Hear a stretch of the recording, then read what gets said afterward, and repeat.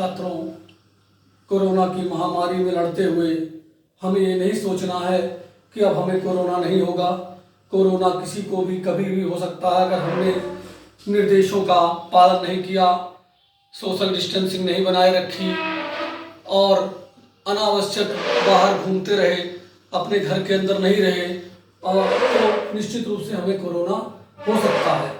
ये अभी गया नहीं है। इस बात का ध्यान में रखते हुए हमें घर के अंदर ही रहना है, सोशल डिस्टेंसिंग का पूर्णतया पालन करना है, अपने हाथों को लगातार बार बार धोते रहना है। इसी क्रम में हमें ऑनलाइन क्लासेस के माध्यम से आज जो फिजिक्स में हेडिंग अध्ययन करना है वो है अपवर्तन। अपवर्तन का अर्थ है रिफ्रैक्शन, है ना। अपवर्तन वह घटना है जिसमें जब कोई प्रकाश की पुंज एक पारदर्शी माध्यम से दूसरे पारदर्शी माध्यम में प्रवेश करता है तो उसके मार्ग में एक परिवर्तन आ जाता है, जिस घटना को हम लोग अपवर्तन कहते हैं। यहाँ पर हमें चीज ध्यान देनी होगी कि हम अपवर्तन को जानने के लिए सघन और विरल दो शब्दों का भी ध्यान देंगे। सघन शब्द का अर्थ होता है कि वह माध्यम जो घना है, और विरल का अर्थ होता है वह माध्यम जो हल्का है। यहाँ पर हम माध्यम की बात करेंगे तो माध्यम हमारे सामने निर्वात है। निर्वात का मतलब जहाँ वायु भी नहीं है। हमने एक परिप्रेक्ष्य में एक चीज मान रखी है अपवर्तनांक। इसके बारे में भी हम और विस्तृत करेंगे। अपवर्तनांक, और छोटे क्लासेस में भी आपने अपवर्तनांक के बारे में सीखा। तो निर्वात के अपवर्तनांक n बराबर 1.00 माना गया है, और वायु का अपवर्तनांक भी सामान्य रूप से हम 1 लेते हैं, किंतु वायु का अपवर्तनांक n = 1.0029 होता है। जो सामान्य बोलचाल या सामान्य दिनों में हम n को भी निर्वात के भी अपवर्तनांक को 1 मानते हैं, वायु के भी अपवर्तनांक को 1 ही माना जाता है। इसके अतिरिक्त जल का अपवर्तनांक होता है n बराबर 1.33, और कांच का अपवर्तनांक होता है n बराबर 1.5। ये सभी, इनका कोई मात्रक नहीं होता, अपवर्तनांक का कोई मात्रक नहीं होता। यहाँ पर निश्चित रूप से हम लोग समझ रहे हैं कि ये एक माध्यम है, पारदर्शी माध्यम है, जिससे प्रकाश की किरणें आ जा सकती है।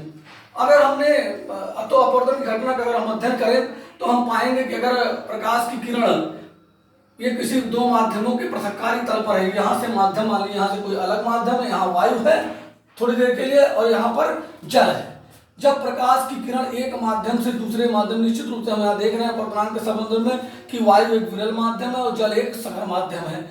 इसके दोनों की तुलना में इन दोनों माध्यमों के सेट के लिए ये आपका एक उस तल पर जहां पर आपतन बिंदु है उस पर हम एक अभिलंब खींचते हैं। ये आपतित किरण है आपकी, जिसका अभिलंब से बनने वाला कोण आई आपतन कोण कहलाता है। जब यह माध्यम जब यह किरण या यह पुंज दूसरे माध्यम में प्रवेश करता है तो ये इस तरह से हो जाएगा, और इसका जो अभिलंब के साथ ये जो अपवर्तित किरण है, इसका जो कोण बनने वाला है वो कहलाता है अपवर्तन कोण R।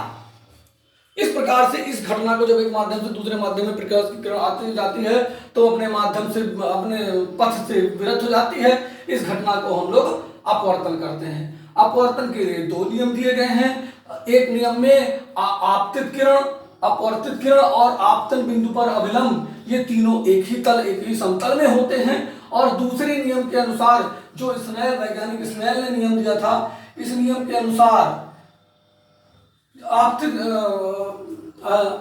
आपतन कोण की जा, यानी कि साइन आई बोलेंगे इसको, साइन आई, तथा अपवर्तन कोण की जा यानी कि साइन आर, इन दोनों का अनुपात एक नियतांक होता है जिसे अपवर्तनांक कहते हैं। और ये अपवर्तनांक एक कांस्टेंट वैल्यू है। इसे हम लोग 1n2 यानी कि इस 1n2 को बोलते हैं दूसरे माध्यम का अपवर्तनांक पहले के सापेक्ष। दूसरे माध्यम का अपवर्तनांक refractive index of second medium with respect to first medium, ठीक है। यह एक नियतांक होता है। अगर हम सामान्य बोलते हैं ज्यादा n2/n1 होता है, ठीक है। यहाँ पर एक और रिलेशन हम लोग जानते हैं, 2n1 यानी पहले माध्यम का अपवर्तनांक, पहले माध्यम का अपवर्तनांक दूसरे के साथ, इसको 1/n2 भी लिखेंगे, ठीक है। तो ये एक स्थिरांक कहलाता है और ये पूरे अपवर्तन के घटना को परिभाषित करता है। निश्चित रूप से आप ये समझ रहे हैं कि अगर इसी का उल्टा अगर होगा, अगर यही प्रकार एक तरफ जल होता और दूसरे तरफ वायु होता, यानी प्रकाश की किरण जब विरल माध्यम से सघन माध्यम जाती है तो अविलंब की ओर झुक जाती है, किंतु यदि प्रकाश की किरण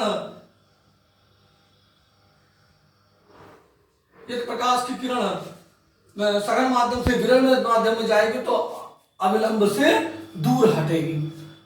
यहाँ पर निश्चित रूप से हम अपवर्तन के संबंध में कई रोचक घटनाओं का अध्ययन कर सकते हैं कि अगर कांच के बीकर में यदि कोई सिक्का खुला, अगर ये इसमें जल नहीं है तो ये सिक्का अपनी जगह पर दिखाई देगा, सेम ऊंचाई पर दिखाई देगा, लेकिन अगर इसमें जल डाल देते हैं तो ये सिक्का आभासी रूप से कुछ ऊपर उठा हुआ हमें यहाँ से देखने पर, ऊपर से देखने पर हमें ये कुछ ऊपर उठा हुआ दिखाई देगा। यह घटना भी अपवर्तन के कारण ही है।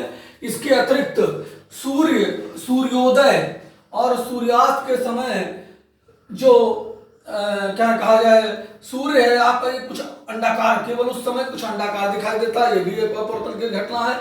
इसके अतिरिक्त सूर्योदय और सूर्यास्त को देखने समय, एकदम स्टार्ट देखने समय कुछ जगह सूर्योदय वास्तविक जो है और सूर्य लगभग 2 मिनट का अंतर आता है ना, कि जितने देर में ये यहाँ पहुंचेगा हमें पहले ही दिखने लगता है, हमें ये एक अपवर्तन के कारण ही 2 मिनट पहले ही दिखाई, वास्तविक रूप में यहाँ होता है लेकिन ये यहाँ हमको दिखाई देने लगता है। यह घटना, सभी घटनाएं ही अपवर्तन के कारण हैं। ठीक इस प्रकार से हम अपवर्तन का अध्ययन करेंगे, साथ ही इसके एक अन्य रूपों को भी जानेंगे। इसमें एक घटना है पूर्ण आंतरिक परावर्तन, जिसको हम आगे देखेंगे।